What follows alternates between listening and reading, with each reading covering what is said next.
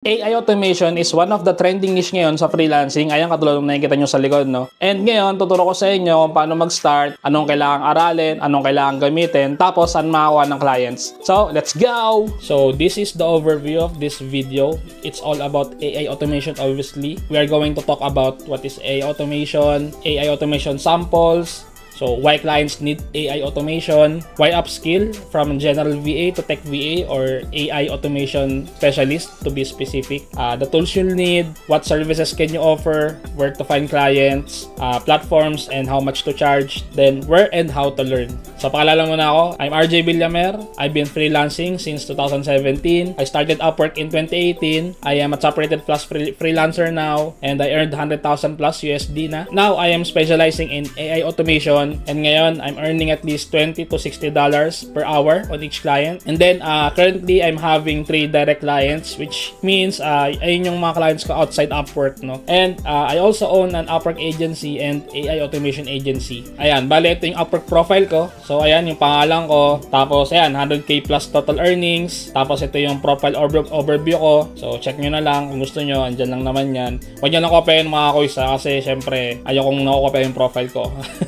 Obviously. So, pwede nyo lang tingnan as reference, no? Pero, wag nyo kopyahin na lang, mga kuys. Tapos, yan, work history ko. So, ayan, as you can see, meron akong $22 per hour. As an automation specialist, $28 per hour. Kasi ito, pinamalaki kong nakuha, mga kuys, 66.67 per hour. And then, yung isa pa is $55 per hour. Yan, medyo hindi nakikita pero $55 per hour yan. Ayan, ito naman yung Upwork agency ko, tapos yung AI automation agency na binubuo ko pa ngayon, no? So ayan, makikita nyo yan, tapos 10,000 plus. Medyo sa Upwork kasi hindi masyadong active kasi ang dami kong naging direct clients eh. Then itong Your Automation Crew na automation agency, kakabuo niya lang recently this year. So ayun yung mga pinagpapokusan ko sa ngayon din, no? Both dito sa YouTube. So AI automation is the combination of artificial intelligence or AI, which mimics human thinking and decision making, and automation which handles repetitive tasks without human involvement. Punta naman tayo sa pinaka basic na term, no? Yung AI, no? So alam nyo na yan. So it's basically a software that thinks, creates, and learns. So basically siya yung magde-decide ng mga automation projects natin, no? Pagka na-involve yung AI. Whereas yung automation naman, mga kuys, is the software that acts without human input. So yung automation naman is basically ayun yung way nung pagkaka-connect ng mga applications. So let's say meron kang Google spreadsheet, tapos yung Google Sheets data mo gusto mong i-save sa CRM. So that's automation. So ngayon kasi nagkaroon ng AI, so kaya nabuo si AI automation. So example natin siguro, say yung ChatGPT or OpenAI na lang, no? Inutusan mong gumawa ng email via Zapier. Tapos yung Zapier, isa-send niya yung email na yon na ginawa ng ChatGPT using Gmail or Outlook or kung anong mang email software, no? So that's automatically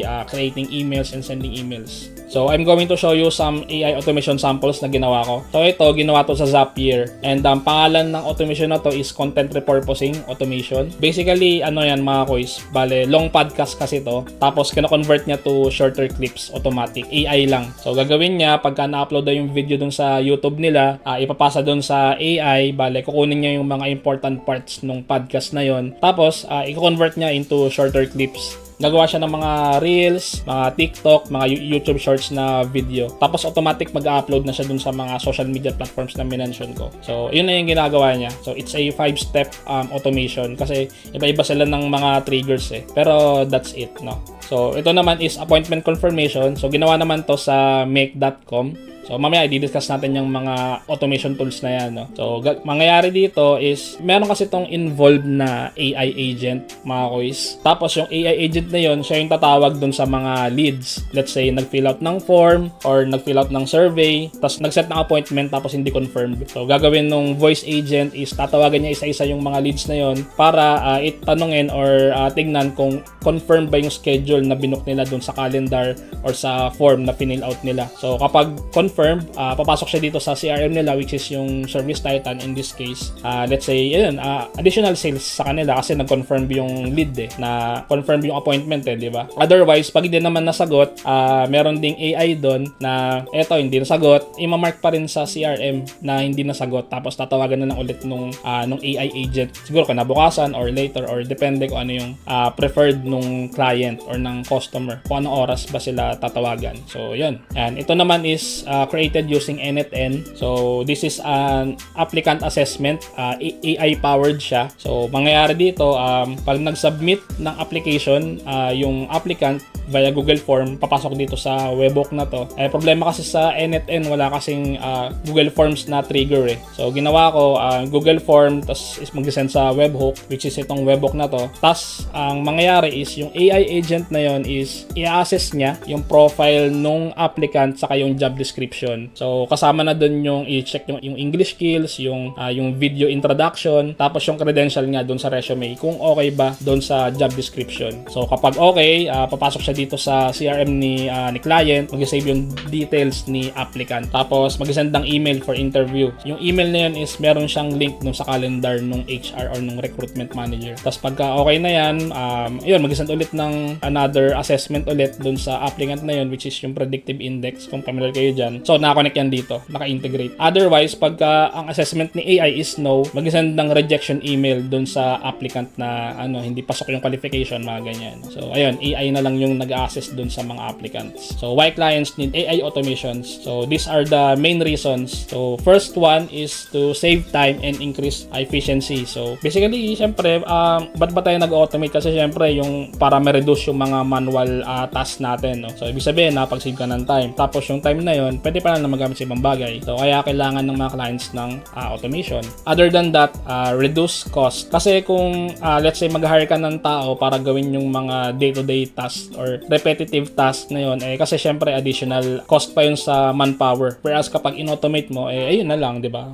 Madali na lang siya. Tapos wala nang human involvement. So ibig sabihin, nakakatipid din sila. Tapos it will improve accuracy and consistency. Bakit? Kasi AI na yung gumagawa, nag-automate na. So malaki yung chance na hindi magkamali. Sobrang taas ng accuracy, yung percentage ng accuracy. Tapos 24/7 availability. So compare sa typical na employee or staff, syempre may pahinga yun, di ba? Like 8 to 5 lang, mga ganyan. Whereas kapag yung automation mo is naka-on lang, yun, 24/7 na siyang gagana, no? Possibly wala kang mamimiss na sale or leads, di ba? Next is, yan, to enhance customer experience. So, kasi pagka may mga inquiries, imbes na, kunyari, human yung nagmamanage, kasi nga, as mentioned, may oras nga siya. Kapag AI yung nandun, masasagot agad yung mga inquiry or concerns. Kasi yung responsiveness mo is, parang real-time siya kasi meron kang AI automation na involved dun sa operations. Then next is stay competitive. So edge din siya kasi una-una maganda yung customer experience mo, 24/7 availability. May edge ka talaga pagka meron kang AI automation or dun sa operations ni client. Competitive siya. And last, yung scalability. So kapag dumami yung customer mo, madali lang siyang i-scale or i-adjust. Depende. Kunyari, let's say ngayon 1,000 customers yung kinikater mo. So kapag naging 10,000 yan, madali lang kasi AI na yung gumagawa. Unlike pagka human, so mangyayari pagka nadagdagan ng mga customer, mag-hire ka na mag-hire ng tao, di ba? Hanggang sa ma-fulfill yung mga kailangan. Whereas yun nga, kapag AI, mabilis lang siya mag-scale. Dito tayo sa tools you need. Ano ba yung mga kailangan mo para maging AI automation specialist? Yan. Ito yung mga workflow automation tools. So ito yung mga most popular of them all. So andyan yung Zapier, ito yung Make, ito yung NetN, tapos ito yung Microsoft Power Automate. So itong apat na to, pagka nagamit mo siya or kapag nakabisado mo, yun, sobrang solid nun, mga kois. Pero yung iba kasing mga client, kahit isa or dalawa lang na nandito, at least. Bonus na lang pagka alam mo to lahat. So mas may advantage ka. Pero ito yun. Ito nga yung mga kailangan na tools. So tingnan natin yung mga interface. So yung Zapier, ayan, ito yung interface niya. So hindi naman sila nagkakalayo-layo. Sa Create Zap, tapos yung task mo. So yan. Tapos yung make.com, ito yung dashboard ni Make. So yan, mga scenarios, templates, etc.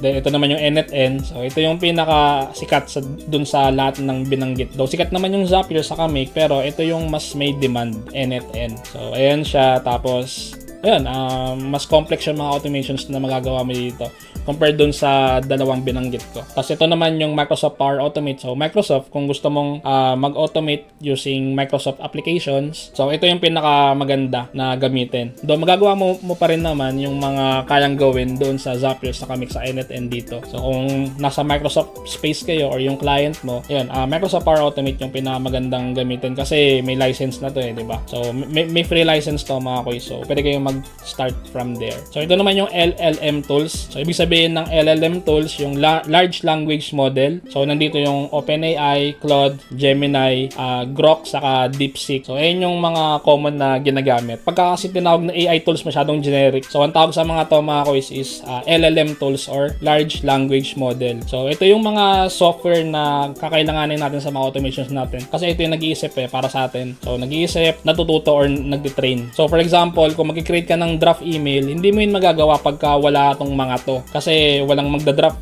So siguro ikaw ilagay mo doon. Pero yun nga, syempre mag-automate nga tayo, 'di ba? AI automation nga So dapat involved tong mga tools na to. Any of this will do, kahit isa lang sa mga yan. Hindi mo naman kailangan gamitin lahat. Kada tools mga quiz, kanya-kanya sila ng capability ng mga output nila. So ikaw na lang bahala kung anong pinakagusto mo dyan sa lima na yan. Pili ka na lang. Tapos kung gusto mo ng free, Gemini, meron din. So check nyo na lang yan. Tapos syempre, bukod dito mga quiz, kailangan mo din matuto kung paano mag-prompt or yung prompt engineering na tinatawag. Pero may mga model na yan sa ChatGPT na mag-generate ng prompt para sa'yo. So punta ka dun sa ChatGPT, tapos search models or something. Tapos, or siguro si ChatGPT mismo, tanungin mo, create a prompt for drafting email, something like that. Tapos si ChatGPT na yung magbibigay ng tamang prompt para sa'yo na pwede mong gamitin dun sa mga automations mo. Tapos meron din tayong mga other AI tools na pwede nating gamitin for our AI automations. So nandyan yung Assembly AI, 11 Labs, saka Midjourney. So yung Assembly AI mga quiz ay yung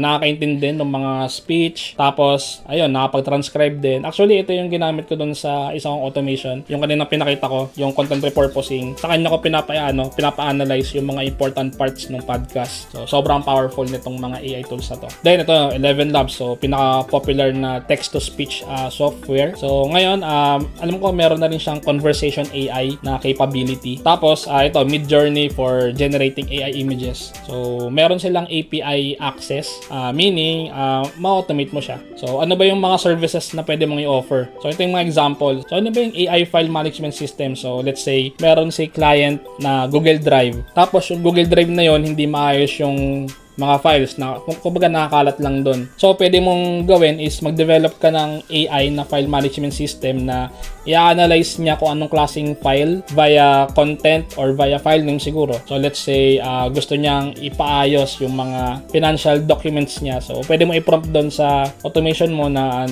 analyze this file. If this is financial document, move this file into this folder or financial folder, something like that. So automatic na siyang mag-aayos or mag-manage ng file using this particular AI automation na ginawa mo. Next naman is yung AI content creation. So usong-uso to mga quiz kung narinig nyo na yung YouTube automation. So AI na lang yung gagawa ng script, AI yung gagawa ng video. So lahat yun pwedeng i-automate using NetN, Zapier, or Make. Then ito, CRM management with AI. So ngayon mga quiz, bukod dito sa mga tools na binanggit ko, kung let's say kung may CRM ka, let's say go high level. So pwede mong i-connect yon sa mga AI tools. Sabihin natin appointment system. So ang gagawin ni AI, i-check niya yon kung ano yung mga available na schedule via API or via AI nga. Ibabato niya yon sa customer or sa client na ito yung mga available naming schedule, ganyan. Tapos pwede ka ring mag-manage ng mga contacts using AI lead qualifier. Yun nga, parts din siya ng CRM management. So i-check niya kung active ba yung mga email, yung mga website nung mga clients na yun via AI din. Tapos other AI automation scenarios depending on clients' needs. As time goes by, marami kayong ma-encounter ng mga AI automation na kailangan gawan. Next, where to find clients. So ito yung big trick ko mga quiz, Upwork, OLJ, LinkedIn. Pero sa Facebook meron na rin, may mga clients na rin doon. And nakakatawa pa, sa Reddit meron na rin mga naghahanap ng AI automation jobs. So check nyo na lang. Hindi ko na nasama dito pero meron doon sa Reddit. So ayan, sa Upwork, ito, AI powered chatbot and voice agent development. So ayun yung minention ko kanina, yung voice agent niya siguro mag-aano ng inbound saka gagawa ng outbound calls. So ayan, ayun yung mga hourly rate. So $18 to $45 per hour. Tapos ito, NetN make expert to build simple automations for agency. So yung mga rate niyan 15 to 35 daw. So hindi ko alam kung anong klaseng automation. So pagka in-applyan niyo yan, ngayon i-discuss niyo lang sa client kung ano yung mga kailangan nilang automation, di ba? So ito, API developer and AI integration specialist for psychiatry practice. So meron siyang certain na niche Tapos ang hourly rate daw is $20 to $50 per hour. So, di ba? Ang lalaki ng mga rate, di ba? Totoo yan mga kuys, kasi ako nakakuha na ako ng mga ganyan eh. Ito naman sa online jobs naman. So, ganun din. AI automation and Go High Level Expert, NetN Specialist. So, ayan, 100,000 per month. So, tapos NetN Automation Expert. So, ito, hindi dinisclose yung sahod kung magkano. Check nyo na lang yan mga kuys. Senior Automation and AI Specialist and AI Workflow Specialist. So, yun, baka nagkagulo-gulo yung title niya. Pero ito daw. So, $1,100 per month. Ito naman sa LinkedIn, yan. Sa Pilipinas mismo, may mga naghahanap na rin. Yan, System and Automation Technology Support Lead, AI Automation Solution, IT Administrator and AI Infrastructure Automation Specialist, AI Automation Specialist. So, dami, no? Marami kang pwedeng pagpasahan ng work. Ayan, ito naman yung sa Facebook. So, kanina sinerch ko. Ayan, looking for one Filipino BA has experience with AI automation. Ayan, 20 hours per week daw. So, ayan, check nyo na lang yan lahat-lahat mga kuys. Tapos, ayan, AI automation job requirements. So, karamihan ng mga work ngayon sa AI automation, at least, marunong ka sa Go High Level or kahit anong CRM. So, tapos, marunong ka sa Zapier, Make, NetN, or either dun sa tatlo na yon or kahit dalawa siguro. Karamihan ng clients ngayon mga kuys, nagre-require ng Zapier saka Make, saka NetN. Yun, para sa akin, hindi na enough yung Go High Level lang. So, dapat marunong ka dun sa mga automation tools na sinabi ko para sure talaga magkaka-client ka, no? Advantage din yun sa'yo kung marunong ka dun sa tatlo. So, ayan, $2,000 per month daw. So, diba? Tech, GHL, AI expert. Let's discuss yung mga rates. So, hourly or fixed rates. So, hourly rates lang to eh. So, bale, beginner rates can range from $10 to $15 or more. So, ayan, beginner rate. Intermediate rates can range from $20 to $30 or more per hour, mga kuisa. So, expert AI automation specialist can earn $35 per hour or more. So, yung mga experts dyan, mga kuis, pwede na rin silang maging consultant saka strategist na rin, no, ng mga automations na kailangan para dun sa client na yun. And lahat ng mga kuis, achievable yan, ha. So, nakita nyo naman, di ba? Dun sa mga previous, natin na slide. Saka yung sa akin din, di ba? Sa profile ko. Achievable talaga yan. Hindi yan paasa lang or something. So, bakit mo kailangan mag-upskill as a tech VA or AI automation specialist? So, AI automation allows you to serve more clients. So, bakit? Ngayon kasi booming yung AI automation ngayon talaga. Tapos, nakikita ko, ang konti pa ng mga nag-a-apply sa mga job post na yun. So, ibig sabihin, mas marami yung demand, konti yung supply. So, kaya maganda, mag-aral ka na ng AI automation sa ngayon. Then, bukod doon, increase income. So, unlike sa typical na general VA na work, di ba, ang bababa ng mga rates nun, pagka nag-aral ka ng AI automation, so obviously, tataas yung rate mo for sure. Tapos ito, avoid burnout. So, work less and earn more. Kasi mataas na nga yung hourly rate mo eh. So, hindi mo na kailangan kumuha ng maraming client para lang ma-achieve yung 6 digit, no? Kahit isang client lang, kaya na ma-achieve yun. Kasi sobrang hirap ng trabaho natin. Meron talaga to mga kuys. Hindi siya madali, to be honest. Then, main reason, so AI tools are changing how businesses operate. So, halos lahat ng businesses ngayon mga kuys, nag-ano na sa AI or ginagamit na nila yung AI. Then, client expect freelancers to be tech savvy. So, pagka hindi ka pa tech savvy or wala kang alam sa AI, mapag-iiwanan ka talaga, no? So, those who learn AI automation now will have a massive advantage. Kung VA ka ngayon, tapos mag-switch ka to AI automation, so, advantage mo na yun. Kasi, siguro, huwag mo na iwan yung mga skill mo sa general VA. Ito, idagdag mo, no? So, mas okay yun. Then, it will future-proofing your freelancing career. So, bakit ko nasabing it will future-proof your freelancing career? Kasi, tingin ko, in 5 years time, 10 years time, mawawala yung mga general VA. Hindi naman mawawala totally. Siguro mababawasan lang. Kasi mostly ng mga task nila, kaya na ng AI or kaya nang i-automate. Hindi kasi natin yan mapipigilan ng mga kuis eh. So, kailangan natin i-embrace yan at aralin kung paano gamitin. Yan. Where and how to learn. Merong 2 methods para mapag-aralan yung AI automation. So, meron akong Tech VA course. Ayan. Technical Virtual Assistant, yung tawag dun sa course. So, ngayon, mainly for AI automation tools na siya. So, merong Zapier, merong Make, merong NetN, saka yung Go High Level. So yun nga, as mentioned, kapag Go High Level lang yung alam mo, parang hindi na siya enough ngayon eh, kasi ang dami na naghahanap ng automation kasama to. So kaya nandito yan. Tapos bukod dito sa AI automation tools, meron ka pang mga essential tools na maaaral. So yan, yung mga project management with Monday, tapos e-commerce management ng Shopify, ARM with HubSpot, tapos yung chatbots, yan, AI chatbots yan mga kuisa. With Copilot Studio, tapos yung WordPress web page building, pang portfolio mo. Tapos yun, matutunan kailangan mo na rin mag-WordPress. So, kapag natapos mo tong course na to, magkakaroon ka ng portfolio na andun lahat ng automation examples mo. Ayun, malaking advantage na siya kasi may portfolio ka na saka may mga sample works ka na, na ipapakita in case na mag-apply ka na. Bukod doon, we will build your Upwork OLJ profile to get your first client. Tuturo ko na sa inyo mga strategies on sending proposals and get high-paying clients. Tapos, pinamaganda mga kuys, meron tayong Facebook support group chat, tapos daily and weekly sessions sa Zoom. Daily Zoom yan mga kuys, which you can ask questions about your tech VA or AI automation journey.